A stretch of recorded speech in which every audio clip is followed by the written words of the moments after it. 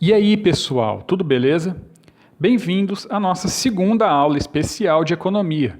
Na primeira aula, nós falamos sobre o dilema do prisioneiro e teoria dos jogos, e agora, nessa segunda aula, vamos falar sobre a tragédia dos comuns. Lembrando que essas aulas especiais, elas não seguem uma numeração, uma sequência exata, porque elas farão parte de mais de um curso. Essa, por exemplo, ela fará parte tanto do curso O Básico de Economia para Não Ser um Socialista, quanto do nosso novo curso O Básico de Economia para Não Ser ANCAP. Ah, mas quando que você vai lançar esse curso? O Básico de Economia para Não Ser ANCAP. Faz uma cara que você está prometendo esse curso aí. Bom, por enquanto, sem previsão. Mas essas duas aulas especiais já são as duas primeiras aulas desse curso. Antes de você assistir às aulas específicas desse novo curso, você vai ter que assistir essas duas aulas especiais primeiro. Quando nós montarmos a playlist do curso, o Básico de Economia para Não Ser ANCAP, os dois primeiros vídeos dessa playlist já vão ser essas duas aulas especiais.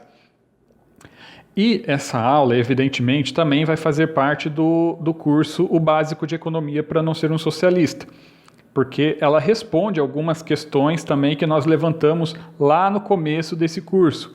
Lá nas primeiras aulas, eu não lembro qual exatamente, quando nós falamos sobre divisão do trabalho, sobre trocas e tal, nós levantamos uma questão. Ok, a divisão do trabalho é algo positivo.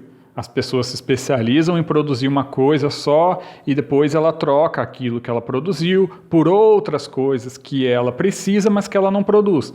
A questão que foi levantada foi: por que tem que ser a base de troca? Por que eu devo dar o que eu produzo somente em troca de outra coisa? Por que não pode ser um sistema compartilhado, né? Um sistema de compartilhamento? Por que tudo não pode ser de todo mundo? Por que tudo não pode ser propriedade comum? Qual é o problema da propriedade comum? Essa é a pergunta que nós vamos responder aqui nessa aula. Basicamente, nós vamos falar sobre o problema da propriedade comum, ou seja, da tragédia dos comuns. Então, por que esse é um assunto que contraria as ideias socialistas? É algo que vocês já podem imaginar, certo? Nós vamos falar aqui qual é o problema da propriedade comum, que é algo muito recorrente em algumas formas de socialismo e comunismo. No capitalismo, por outro lado, nós temos uma preponderância da propriedade privada. Agora, por que a tragédia dos comuns também é um problema para o anarcocapitalismo? É algo que nós não vamos conseguir explicar aqui só nessa aula. Você vai ter que assistir essa aula e depois assistir a sequência de vídeos do curso O Básico de Economia para Não Ser ANCAP. Nessa aula nós vamos falar de propriedade comum mesmo, não tanto de propriedade estatal. Embora muito do que nós vamos falar aqui sirva também para a propriedade estatal, mas tenha em mente que nós estamos falando aqui de propriedade comum mesmo, que é quando você tem um recurso, né, um pedaço de terra, um espaço, uma fonte de recursos que não tem um dono específico, não tem um proprietário. Ela não é cercada, ela não tem cerca, ela não tem muro, não tem escritura. Qualquer pessoa pode entrar ali e explorar aqueles recursos à vontade. É um recurso que pertence a todo mundo, é só ir lá e pegar ou só ir lá e usar. É isso que significa propriedade comum. É quando não tem um dono específico, logo todo mundo é dono, e se todo mundo é dono, todo mundo pode usar da forma que quiser, o quanto quiser. E isso vale não só para recursos naturais, né, para um pedaço de terra ou uma fonte de recursos naturais, mas vale também para produtos trabalhados, né, produtos acabados, produtos que são fruto do trabalho de alguém. Se as pessoas produzem alguma coisa e compartilham aquilo que elas produzem, né, para quem quiser desfrutar, isso também é um recurso comum, também é propriedade comum. Vamos começar explicando o que é a tragédia dos comuns, contando uma historinha aqui. Em 1620, um grupo de colonizadores puritanos europeus fugia da perseguição religiosa na Europa e ia em direção aos Estados Unidos. Eles fundaram uma colônia em Plymouth, no Massachusetts, onde eles poderiam não só praticar sua religião em paz, mas também fundar um novo tipo de sociedade, uma nova Jerusalém, baseado na propriedade coletiva e no altruísmo, uma forma simples e primitiva de comunismo. Sim, gente, o termo comunismo originalmente vem daí, vem de comum, vem de propriedade comum. O resultado dessa experiência social foi um desastre, conforme registrado por William Bradford, eleito governador da colônia e uma das mais tradicionais fontes históricas desse episódio. As pessoas agiam de forma extremamente indolente, sabendo que, independente do quanto elas trabalhassem, elas receberiam o mesmo que as outras. Então, como resultado, as colheitas foram péssimas. E quando o inverno chegou, quase metade dos colonos morreu debilitada pela desnutrição. Depois disso, eles acharam melhor dividir a terra em propriedades privadas, nas quais cada família trabalharia para prover o seu próprio sustento. No ano seguinte, a colheita foi abundante e os colonos fizeram uma grande festa para comemorar e agradecer a Deus pela fartura. A data passou a ser comemorada desde então como o Dia de Ação de Graças, ou Thanksgiving, e séculos mais tarde o presidente Abraham Lincoln tornou essa data em feriado nos Estados Unidos. E essa não foi a primeira nem a última experiência desse tipo. Tivemos muitas ao longo da história. Até recentemente eu estava lendo sobre uma comunidade anarquista, anarcossocialista, que foi fundada aqui no Paraná, no meu estado, no começo do século XX. Eu estava lendo aí que alguém estava lançando um livro sobre essa história, a história dessa comunidade, a história do fundador dela, mas eu não vou lembrar os detalhes agora. Eu só lembro que nesse caso também o resultado foi um completo desastre também. Mas por que isso acontece? Por que essas experiências dão errado? Quem acabou explicando isso não foi nenhum economista, foi um biólogo. Embora, claro, os problemas com a propriedade comum já eram vagamente percebidos por todos os que defenderam a propriedade privada lá no passado, Aristóteles, John Locke, dentre muitos outros. Mas o problema específico da tragédia dos comuns foi percebido por um biólogo chamado Garrett Hardin, que publicou um artigo com esse nome, Tragédia dos Comuns, em 1968. Apesar de tudo, o objetivo desse artigo do Hardin não era falar sobre propriedade comum. O foco dele era falar sobre o problema da superpopulação. O Hardin ele era adepto das ideias malthusianas. No primeiro esboço do roteiro que eu fiz para essa aula, eu até ia explicar um pouco sobre as ideias malthusianas, sobre quem foi Thomas Malthus, sobre o problema da superpopulação. Por que esse assunto chamou a atenção de um biólogo, mas ia fugir muito do assunto. É um assunto interessantíssimo também, mas que merece uma aula à parte só sobre isso, então vamos deixar para outra ocasião. Por hora, o importante aqui é saber que o Hardin acabou tocando num ponto muito interessante nesse artigo, que é a tragédia dos comuns propriamente dita. Ele entendeu, em essência, qual é o problema da propriedade comum. Ele captou a lógica por trás da coisa. Para entender o que é a tragédia dos comuns, vamos pegar um exemplo real, algo que está acontecendo de verdade. Em vários pontos do planeta, o atum, o peixe atum, ele está ameaçado por causa da sobrepesca. Os pescadores eles pescam numa quantidade e num ritmo muito desenfreado e dificilmente respeitam até o ritmo e os períodos de reprodução dos peixes. Agora, por que isso acontece com o atum, que é pescado lá em alto mar, em mar aberto, mas não acontece com o frango? Você já ouviu falar de frango ameaçado de extinção? Você já ouviu falar de escassez de frango? Ou de boi, ou do porco? Você já ouviu falar que o porco está ameaçado de extinção? Não, você não ouve falar porque o frango, o boi e o porco são criados em propriedades privadas. Enquanto que o atum é pescado no mar, que não é propriedade de ninguém, qualquer pessoa pode ir lá com barco e pescar atum em alto mar o quanto quiser. Tá, mas isso acontece porque os pescadores não têm consciência? É engraçado, Porque para propriedade privada não depende de consciência, Mas, enfim.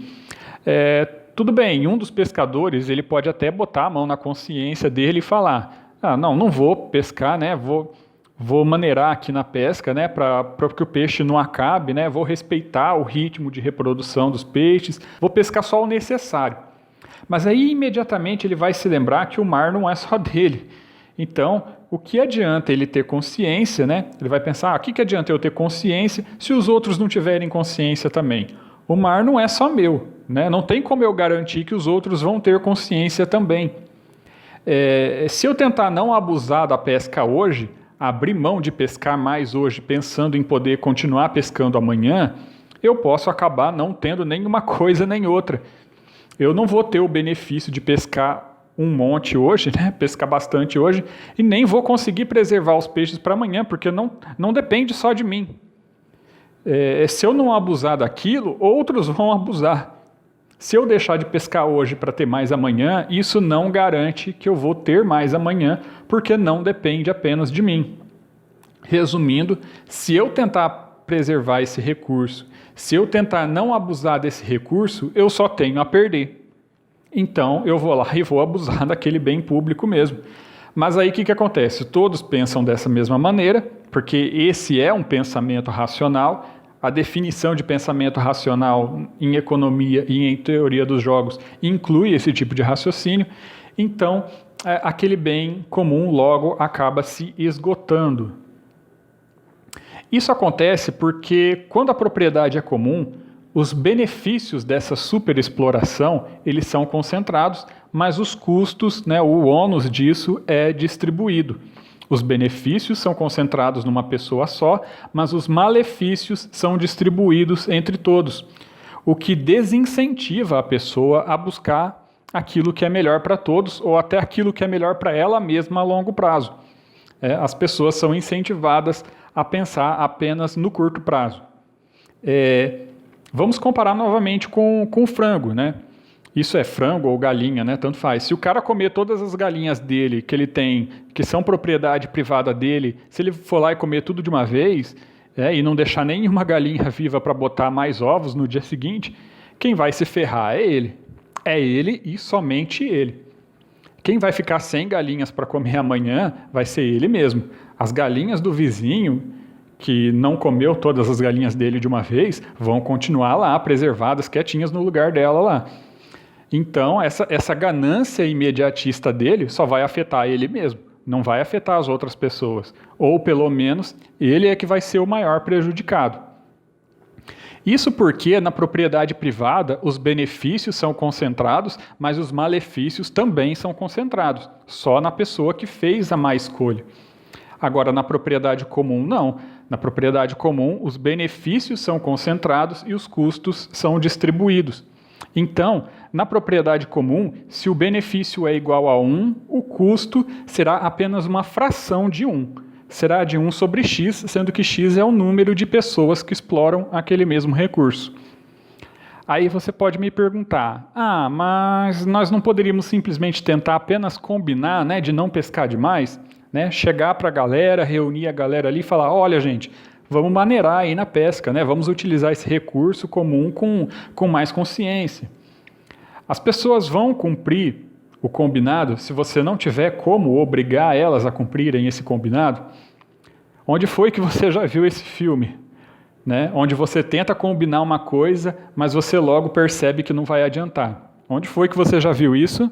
Sim, no Dilema do Prisioneiro. Vocês estão lembrados, né? É por isso que a tragédia dos comuns é um caso de dilema dos prisioneiros também, como nós chegamos a mencionar lá naquela aula, né, que nós falamos do dilema do prisioneiro. Então, é uma situação similar em todos os sentidos. Você tem a possibilidade de ser traído, né, de algum espertinho descumprir o acordo. A próxima escolha dos outros envolvidos é sempre uma incógnita. Você não sabe quando alguém vai trair o pacto ou não. Então, você vai tentar combinar ali, né? Beleza. Vai tentar combinar de não abusar daquele recurso. E se todo mundo deixar de buscar o seu autointeresse e pensar no próximo, todo mundo se dá bem. Tudo bem, legal, né? Mas se todo mundo pensar só em si mesmo, aí nesse caso todo mundo se dá mal, porque o recurso vai se esgotar.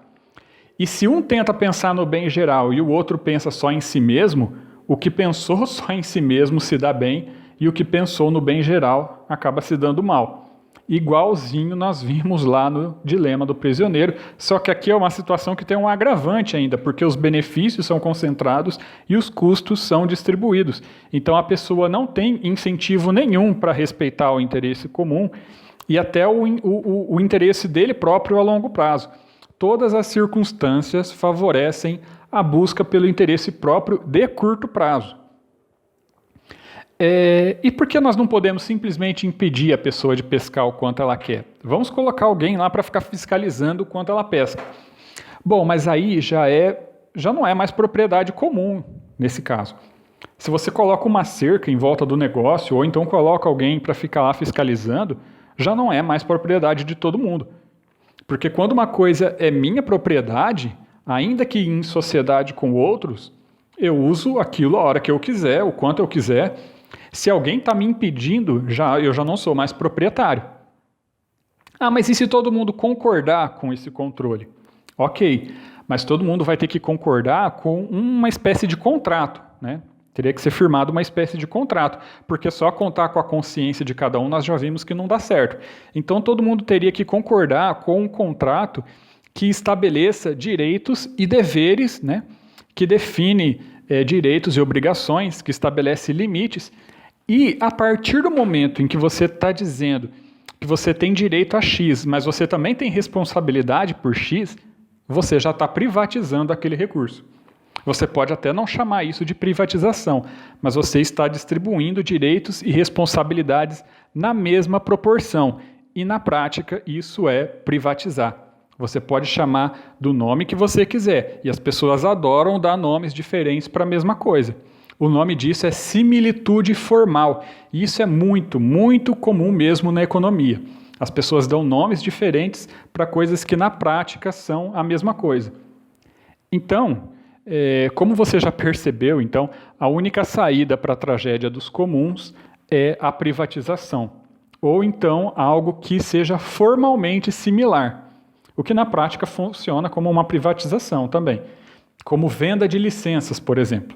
Na Nova Zelândia, por exemplo, que é um dos países com menor intervenção do Estado na economia, um país que passou por um processo de privatização radical, onde quase tudo que você puder imaginar foi privatizado, eles criaram uma licença de pesca que é comercializável.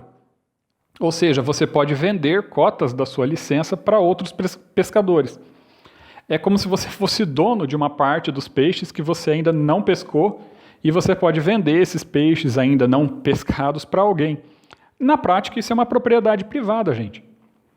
E é um case de sucesso também. Essa política lá da Nova Zelândia deu muito certo e merece ser estudada. Na verdade, ela já é bastante estudada, né, por ser um caso muito interessante de como resolver a tragédia dos comuns. Aí, nesse caso, você vai me perguntar também, mas e as evidências empíricas? Bom, tem uma experiência que eu vou pedir para você imaginar, ou se você não quiser só apenas imaginar, você não precisa, você pode tentar fazer essa experiência se você quiser, se você achar um grupo de voluntários, mas a experiência é o seguinte, imagina só por enquanto. Você tem um tabuleiro, aí você vai lá e espalha várias moedas por esse tabuleiro. E você tem vários participantes em volta do tabuleiro, né? E a regra é o seguinte, você pode pegar quantas moedas você quiser do tabuleiro, ou melhor, você pode pegar quantas moedas você conseguir do tabuleiro, porque todo mundo pode pegar quantas moedas quiser. Uma vez que a moeda já está na sua mão, a moeda é sua. E é por isso que você pode pegar quantas moedas você conseguir. E a moeda realmente é sua, você pode levar ela para casa, ela é sua para sempre. E é uma moeda com valor mesmo, né? Vamos imaginar aí uma moeda de R$1, por exemplo. Contudo, tem uma regra. Quanto mais tempo você esperar sem tocar na moeda, mais essa moeda vai render. Então, se você esperar, por exemplo, 2 minutos para tocar na moeda, a hora que você pegar a moeda, você vai ter direito àquela moeda que você pegou e você vai ganhar mais 2 moedas que não estavam entre aquelas ali que foram espalhadas, né? São outras moedas. Você vai ganhar mais 2 moedas, uma para cada minuto que você esperou antes de pegar a moeda. Claro que tem um limite de tempo, né? Eu não sei qual era originalmente, mas vamos imaginar aí 10 minutos, né, de limite. Se você esperasse os 10 minutos e deixasse para pegar uma moeda só nos últimos segundos ali, né, da experiência, você teria direito à moeda que você pegou e mais 9 moedas pelos 9 minutos inteiros que você esperou. Então tem que ser minutos inteiros, né? Então você teria 10 moedas no final. Você ganhava 10 moedas, né? No caso aqui, se fosse uma moeda de R$1, você ganharia R$10 nessa brincadeira aí. Se você tivesse pego 2 moedas e esperasse os 9 minutos, aí no final você teria as 2 moedas mais 18 moedas por ter ficado esperando 9 minutos para cada moeda. Bom, essa é a regra do jogo. E se você estiver duvidando dos resultados, faça a experiência aí, né? Pega seu filho, seu sobrinho, os coleguinhas dele. Pode ser adulto também, né? Mas eu acho que com criança é uma forma delas se divertirem também. E faz essa experiência aí com eles. E você constata os resultados aí você mesmo. Bom, na experiência original, o experimentador foi lá, né? Espalhou as moedas. E no momento que ele falou, valendo, todo mundo já foi em cima das moedas para tentar pegar a maior quantidade possível de moedas. Ninguém quis esperar nada. A experiência acabou em menos de 1 minuto. Por quê? Ora, porque enquanto eu estou lá esperando, alguém pode ir lá e pegar todas as moedas e não sobrar nada para mim. Aí não adiantou nada eu ficar lá esperando. Então é muito mais racional eu ir lá e pegar o quanto eu conseguir e boa, pelo menos eu tenho alguma coisa. Se eu ficar esperando, eu corro o risco de não sobrar nada para mim. Então, mais vale um pássaro na mão do que 2 voando. Ou mais vale uma moeda na mão do que várias ali dando sopa. Aí, em seguida, você pode fazer outra experiência semelhante a essa para comparar os resultados, mas com uma diferença. Você divide o tabuleiro em partes iguais, né? Ou em partes diferentes, tanto faz. Eu acho mais realista dividir em partes diferentes, porque a vida é injusta mesmo, né? A desigualdade existe, é um fato dado da natureza até, né? Algumas pessoas nascem com mais habilidades do que outras, por exemplo. Então você divide o tabuleiro em partes desiguais e espalha as moedas aleatoriamente ali, né? Joga as moedas ali e onde cair, caiu. Também vai cair de forma desigual.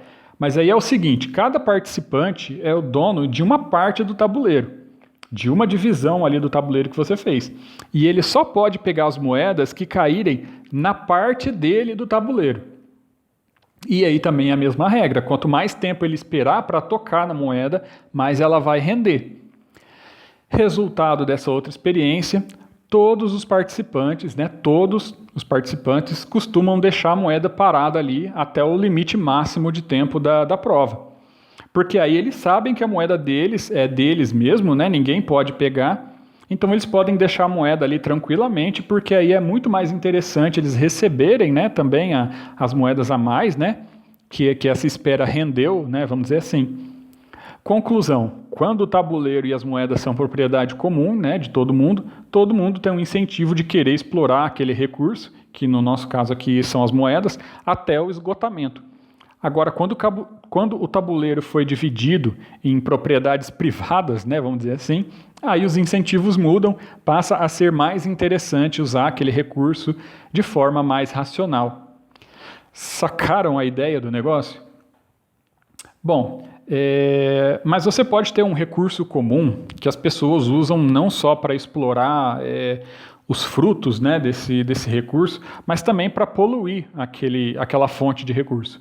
Por exemplo, se você tem um rio, e esse rio não é propriedade de ninguém, é propriedade comum e todo mundo pode fazer o que quiser com aquele rio.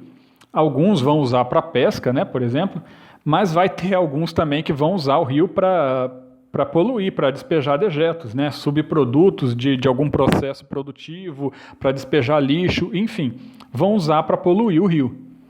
Aí o outro cara que estava lá na ponta, né, na outra ponta do rio, que usava o rio para pescar, de repente ele só vai ver aquela poluição toda chegando, os peixes morrendo e ele se ferrando, né?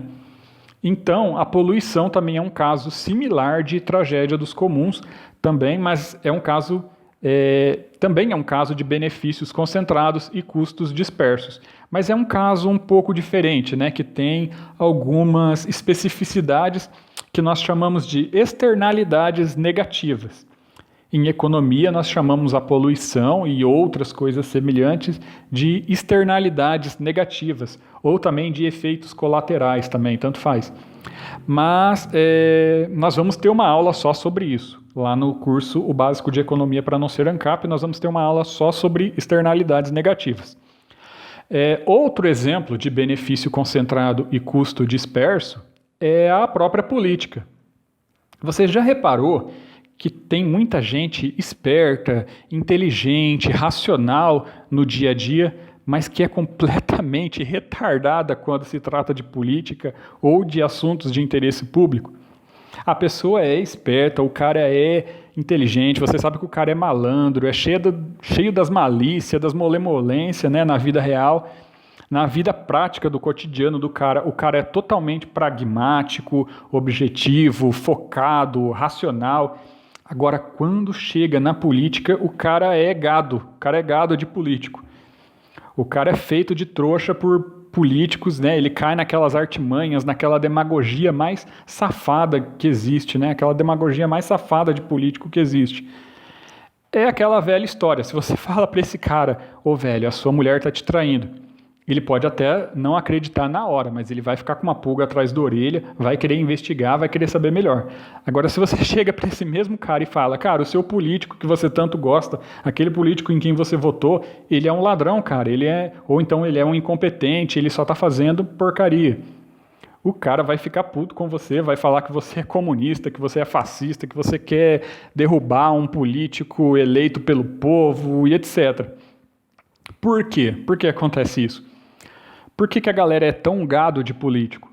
Porque o benefício de ser gado de político é concentrado, agora o custo é distribuído. Ora, mas tem benefício de ser gado de político? Isso tem algum benefício? Psicologicamente, sim. Psicologicamente tem benefício, sim. Primeiro, que você quer ter razão. Você quer provar para todo mundo e para você mesmo que você tem razão. Que você votou no melhor político, que você esteve do lado certo desde o começo.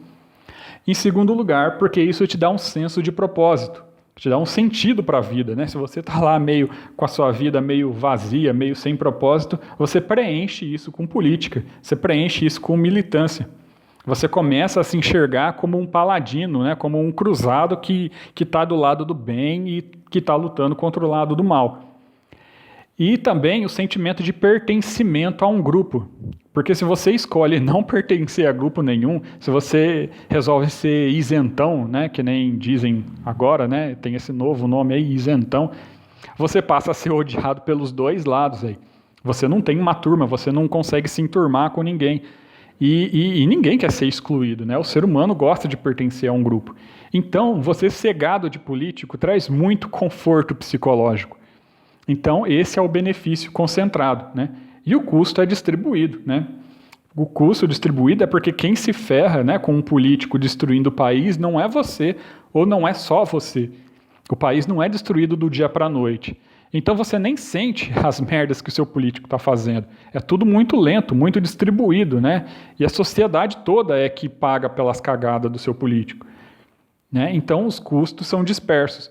Por isso que o gadismo político também é um caso de tragédia dos comuns.